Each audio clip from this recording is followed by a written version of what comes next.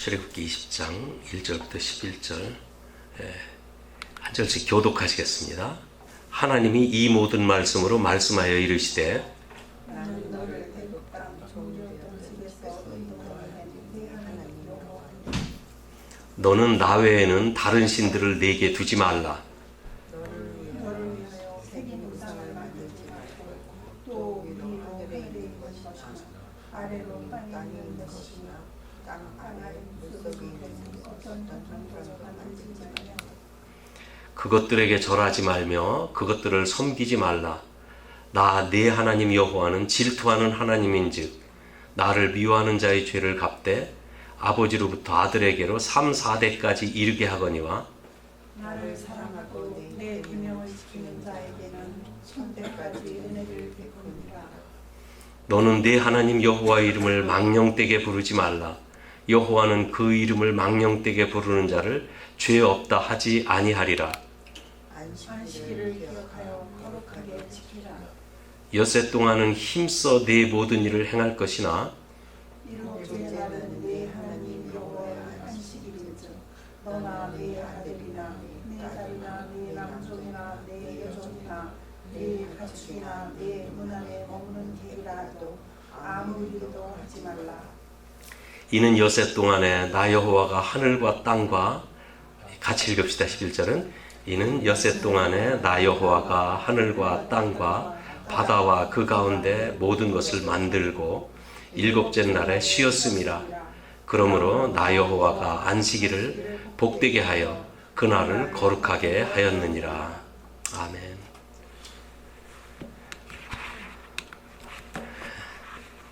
하나님은 우리를 위해서 많은 복을 예비하셨습니다. 우리는 또한 복을 받아 누리고 싶어하는 사람들입니다. 참된 복은 하늘로부터 내려주시는 복이 참된 복입니다.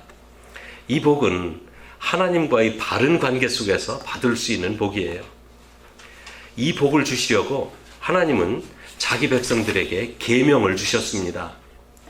사람들이 예수 그리스도를 주님으로 믿어 영원한 생명을 얻는 것은 조건 없이 주시는 하나님의 은혜이고 하나님의 선물입니다. 그래서 자신의 죄를 회개하고 예수님을 구주와 주님으로 믿으면 누구든지 영생을 얻습니다. 혹시 이렇게 생각할 수가 있습니다. 다른 조건이 없는데 사람들이 생각하기를 회개하고 예수님을 믿어야 되는 것이 영생 얻는 조건이 아니냐 이렇게 생각할 수가 있어요. 그렇지만 그런 것을 조건이라고 해서는 안 됩니다. 영생을 주시는 조건으로 어떤 대가를 요구한다면 그것은 조건이 될 수 있지만 하나님은 아무런 대가도 요구하지 않으세요. 다만 하나님의 사랑 때문에 우리 죄를 용서하시며 우리 죄를 위해 예수님이 십자가에 죽으셨다는 사실을 인정하고 믿기만 하라고 하십니다. 이것은 조건이 아니라 믿음과 헌신입니다. 그러나 하나님이 우리에게 복을 주시려고 할 때 우리에게 언약을 세우셨어요. 그런데 그 언약은 조건이 포함된 언약입니다. 그것은 하나님의 법을 잘 따르고 지키면 복을 받는다는 조건이 들어있어요. 그래서 하나님이 율법을 조건으로 주시는 이유는 구원의 조건이 아니라 복을 주시는 조건으로 주신 것입니다. 이 율법을 잘 지키면 하나님의 백성이 되고 제사장 나라가 되고 거룩한 나라가 되게 하시겠다. 이것이 이 축복이 전제된 그 언약이에요. 그래서 이 언약을 세우기 위해 하나님은 백성들과 서로 약속을 확인하셨어요. 왜냐하면 내가 이런 언약을 줄 텐데 이 언약을 지키겠는가 물어보셨어요. 출애굽기 19장 5절 6절을 한번 보십시오. 거기에 보면은 이렇게 기록되어 있습니다. 세계가 다 내게 속하였나니 너희가 내 말을 잘 듣고 내 언약을 지키면 너희는 모든 민족 중에서 내 소유가 되겠고 제사장 나라가 되며 거룩한 백성이 되리라. 이렇게 약속하셨습니다. 모세가 백성의 장로들을 모아놓고 하나님께서 하신 이 말씀을 백성들에게 전했습니다. 근데 백성들이 일제히 대답하기를 여호와께서 명령하신 대로 우리가 다 행하리이다. 이렇게 대답했어요. 이 약속에 따라서 하나님은 이 언약을 세우시는 것입니다. 이 언약은 하나님과 백성들 간의 관계를 결정하는 아주 중요한 언약이에요. 그래서 오늘 본문 1절 말씀에 보면은 하나님이 이 모든 말씀으로 말씀하여 이르시되, 이 모든 말씀으로 말씀하여 이르시는 그 백그라운드에는 이미 하나님과 백성들 간에 하나님이 율법을 세워주시면 백성들은 지키겠다고 대답했다는 것입니다. 그래서 서로 합의하여서 하나님이 이 말씀을 행하는 것입니다. 하시는 거예요. 그래서 하나님은 우리에게 말씀으로 임하시는 하나님이십니다. 우리와 소통하시는 하나님이시며 우리와 합의하시고 언약을 베푸시는 하나님이세요. 이스라엘 백성들이 하나님의 말씀에 순종하겠다고 약속한 약속은 지금 이 시대의 그리스도인들과 하신 약속이기도 합니다. 왜냐하면 우리는 이 성경 말씀을 하나님의 말씀으로 받기로 이미 약속한 사람들이기 때문입니다. 그래서 이 계명대로 사는 사람에게는 하나님이 약속하신 축복이 따를 것이지만, 약속을 해놓았지만 계명대로 살지 않는 사람에게는 하나님이 하신 그 축복의 약속이 따르지 않을 것입니다. 그래서 2절 말씀은 계명을 주신 하나님이 누구인지 말씀하고 있어요.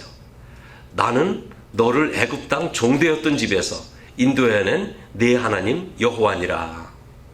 같이 한번 읽읍시다. 나는 너를 애굽 땅 종되었던 집에서 인도하여낸 네 하나님 여호와니라. 이 말씀이 참 중요합니다. 이제 3절부터는 십계명의 제1조부터 나가게 되는데, 이 십계명을 말씀하시기 전에 전제하신 말씀이 나는 너를 애굽 땅 종되었던 집에서 인도하여낸 네 하나님 여호와다. 하나님께서 나는 여호와라고 말씀하셨어요. 여호와는 하나님의 개인적인 이름입니다. 하나님은 이미 모세에게 처음 나타나셨을 때 자신을 스스로 있는 자라고 말씀하신 후에 나는 여호와라고 하셨습니다. 그리고 그 이름이 나의 영원한 이름, 대대로 기억할 나의 칭호라고 하셨어요. 대대로 나를 부르는 내 이름이 될 것이다, 이런 말씀을 하셨어요. 나중에 이사야 선지자가 쓴 기록에 보면은 이사야에게 나타나셨을 때도 이름을 밝히셨습니다. 이사야서 42장 8절에 보면은 나는 여호와니 이는 내 이름이라. 나는 여호와니 이는 내 이름이라. 나는 내 영광을 다른 자에게, 내 찬송을 우상에게 주지 아니하리라. 여호와이기 때문에 내 영광을 다른 자에게, 찬송을 우상에게 주지 않겠다고 말씀하셨어요. 우리에게 찬송하게 하신 것은 우리에게 특별한 은혜이고 축복이기도 합니다. 여호와는 하나님의 고유한 이름이에요. 십계명은 하나님이 자기의 고유한 이름을 내세워서 우리와 맺으시는 귀한 언약의 말씀입니다. 한번 생각해 보십시오. 이 언약의 말씀을 우리가 얼마나 소중하게 여겨야 되는가. 여기서 우리는 하나님이 밝히신 여호와라는 이름과 더불어 나는 너를 애굽 땅 종되었던 집에서 인도해낸 네 하나님 여호와라고 하신 점을 주목해야 합니다.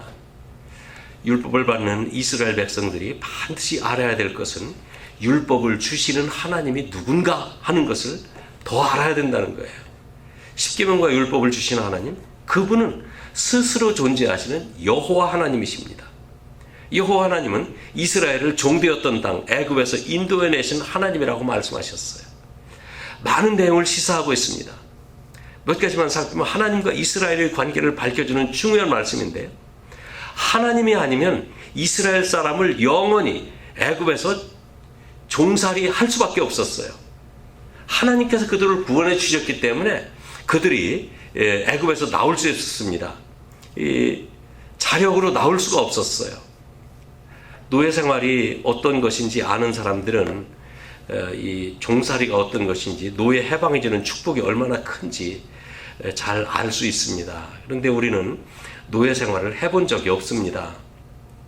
그래서 과거 노예 제도와 노예의 비참한 점을 이해하려면 우리가 그냥 알고 있는 대로 영화의 한 장면을 떠올리는 수밖에 없어요. 혹시 여러분들 옛날에 스파르타카스라고 하는 영화 보신 적 있습니까? 배너라고 하는 영화 보신 적 있으시죠? 또 그래도 비교적 근래에 나온 글라디에이터라고 하는 영화 보신 적 있습니까? 참 그런 영화들에 보면은 그 슬레이버리에 대해서, 이 노예 제도에 대해서 어느 정도 이해할 수 있도록 잘 표현했습니다. 그러나 영화는 또 흥미를 끌어야 되는 내용이 포함되어야 되니까 그 안에 로맨스도 있고 자연이 되고자 하는 그런 열망과 그런 소망, 간절한 기대와 꿈도 거기서 표현이 됩니다. 그러나 실제 노예들의 생활, 그 영화에서 표현된 노예들이 어떻게 표현되었는지 좀 살펴볼 필요가 있습니다. 자유가 전혀 없습니다. 어떤 때는 검투사가 되어서 글라디에이터 검투사가 되어서 멋지게 싸우고, 또 그들 사이에 보면은 그 의리가 있어요. 네가 살아야, 너와 내가 싸워야 되는데 네가 살아야 우리 노예들을 위해서 큰일을 할 수 있으니까 어떤 상황에 처하든지 나를 죽여라 뭐 이래가면서 또 그냥 멋있는 그런 모습들도 나오잖아요. 그런데 실제 노예 생활이란 참 비참한 겁니다. 혹 가정의 노예나 개인의 노예는 주인 잘 만나면 친자식같이 대접을 받으면서 사는 노예들도 있었어요. 그렇지만 민족적인 노예는 그렇지 않습니다. 고통스러운 노동은 말할 것도 없고요. 병에 걸리면 그냥 들판에 버려집니다. 노동을 하다 사고로 죽으면 그저 작업에 방해가 되는 천덕꾸러기가 될 뿐이에요. 그리고 이 작업하는 일터가 무슨 뭐 돌을 정으로 깨고 하는 아주 돌조각이 널려 있는데 신발을 신지 못합니다. 우리가 모래밭 한 번만 갈래도 바닥이 따갑고 아프고 어려운데 그 떼약 끝에서 그 날카로운 그 돌조각 위에서 걸어 다니려면 참 고통스럽습니다. 짐승만부터 대접을 받는 것이 노예 민족의 비참한 현실이에요. 근데 이집트에서 노예 생활하던 너희를 인도하여낸 나 여호와, 이 하나님과 이스라엘의 관계가 이런 관계라는 거예요. 그들에게 참 자유를 주시려고 하나님은 이스라엘을 이집트에서 인도해내셨습니다. 그들이 자유를 얻었지만 인도자를 잊어버려서는 안 되는 것입니다. 인도자를 잊는다면 그들이 얻은 자유는 참 자유가 될 수가 없어요.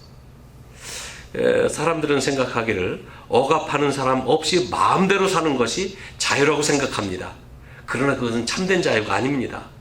나에게 주어진 자유를 보람있고 의미있게 살지 못하고 그 자유로 방탕과 죄악의 길을 걷는다면 차라리 매인 사람이 더 낫습니다.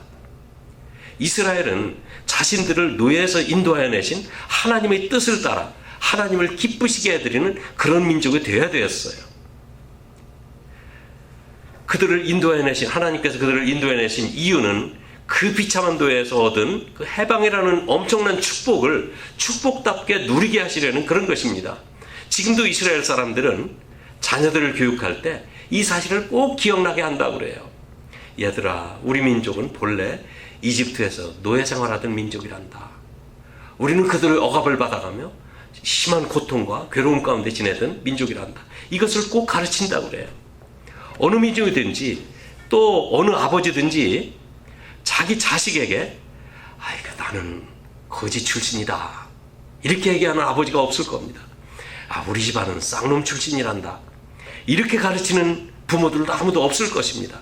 무언가 미국에 나온 사람 중에 한국에 자기 집에 금송아지 없던 사람이 없다는 식으로 그냥 뭔가 확대해가지고 자랑하려고 하는 것이 인간의 본성인데, 자기의 과거에 부끄러웠던 그 과거를 자랑 삼아 얘기하는 그런 부모는 없을 거라는 점입니다.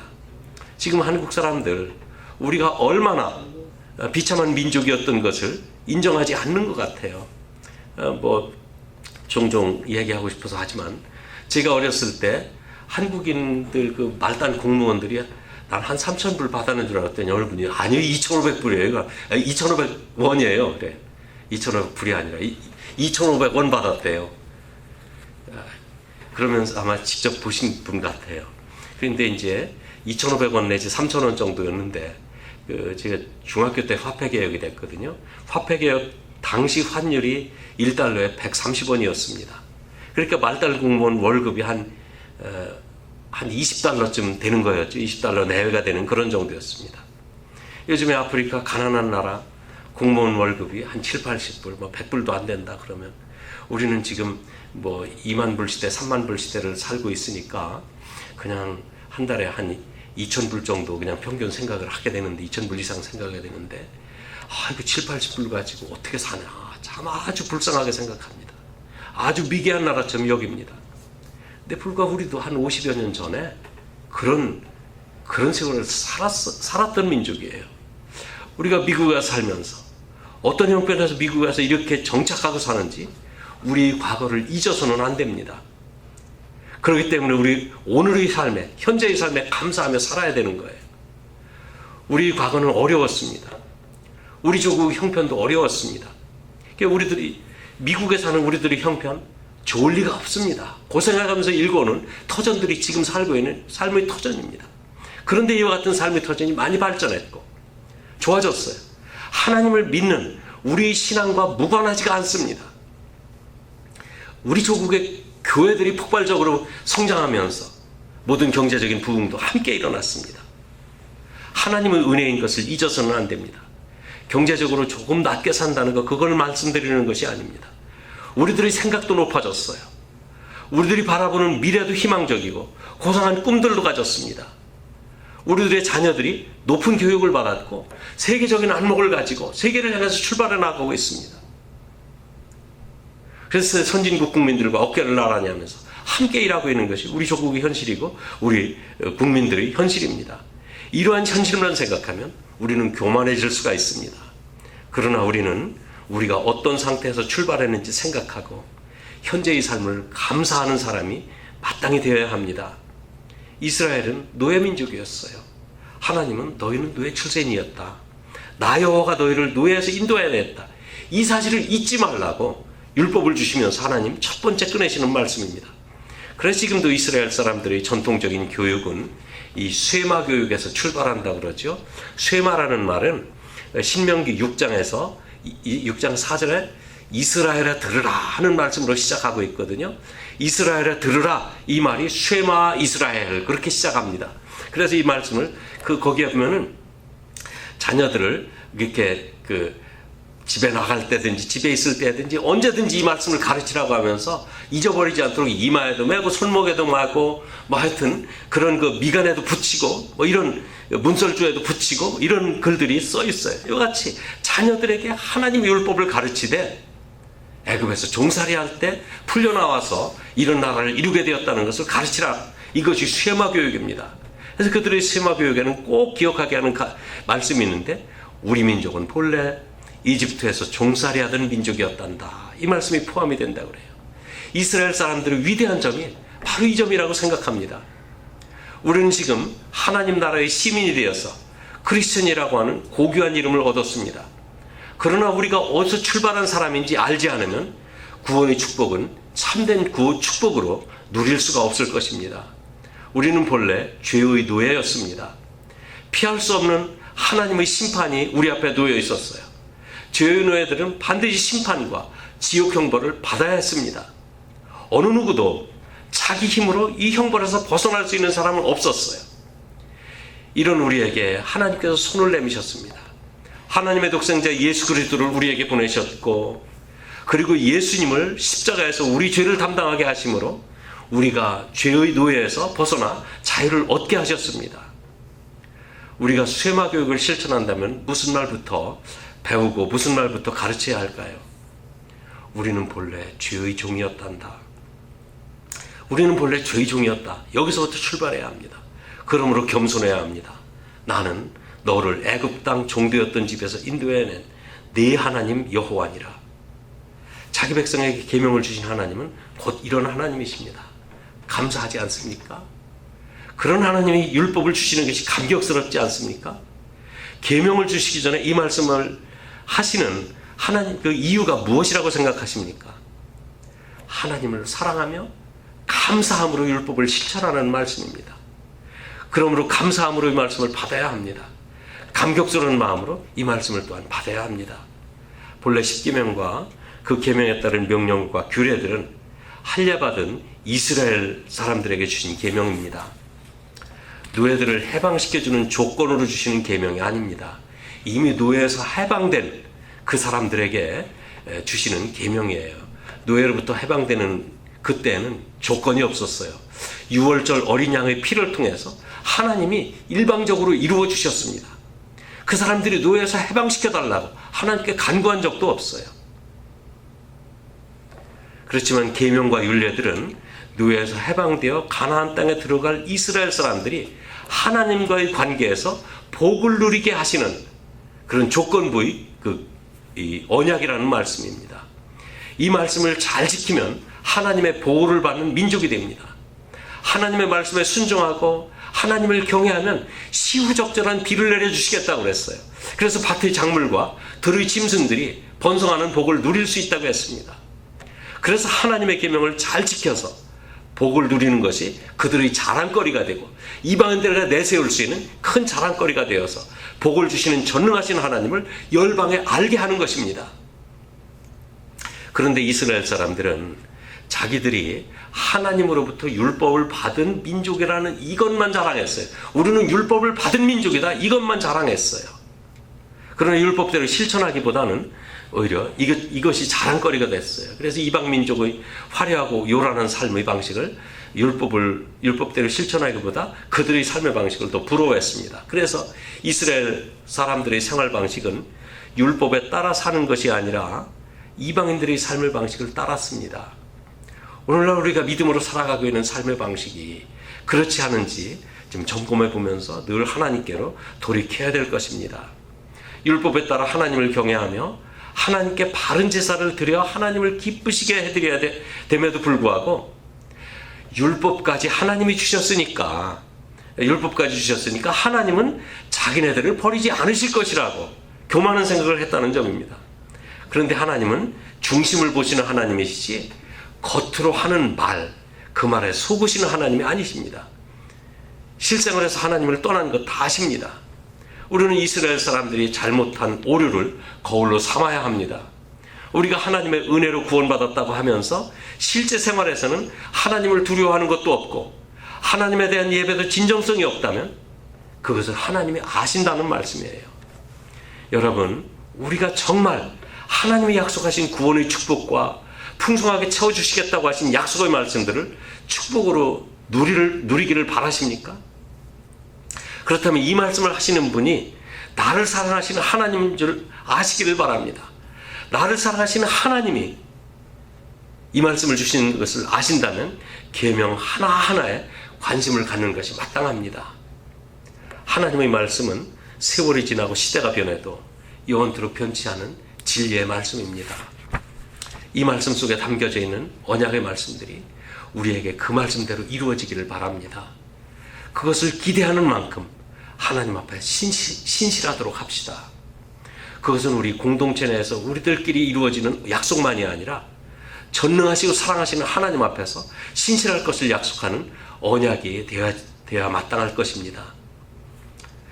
우리가 이 계명을 100% 지켜 행하지 못한다 할지라도 그렇게 살아야 한다는 결심과 각오는 마땅히 해야 될 줄 믿습니다. 오늘 말씀을 좀 요약하고 마치겠습니다. 첫째, 계명은 하나님과 우리 사이의 언약의 관계입니다. 구원은 무조건적인 하나님의 은혜였지만 언약은 복을 주시기 위해 조건부로 주신 계명이라는 말씀입니다. 이 언약의 계명을 지키는 사람에게 약속한 복이 따릅니다. 둘째는 언약을 세우시는 하나님이 누구인지 알아야 된다는 점입니다. 이스라엘을 애굽의 노예에서 인도하신 분이 바로 언약을 세우시는 하나님이십니다. 우리를 죄의 종으로부터 자유를 주신 여호와 하나님이십니다. 언약을 주신 하나님을 알 때 우리는 우리의 근원과 뿌리를 알게 됩니다. 셋째는 우리의 출발점을 알아야 된다는 점입니다. 이스라엘의 출발점은 애굽에서 노예 생활을 한 것이며 우리의 출발점은 지옥 형벌을 받아야 될 죄인이었습니다. 우리의 출발점을 알 때 우리는 감사함으로 언약을 지키고 감사함으로 구원의 축복을 누리게 될 줄 믿습니다. 정말 하나님의 놀라우신 은혜와 축복이 여러분들의 삶에 넘치고 여러분들은 신실하게 또한 하나님의 계명을 지키며 하나님을 영화롭게 하는 귀한 사람들이 되기를 주님의 이름으로 축복합니다. 기도하겠습니다.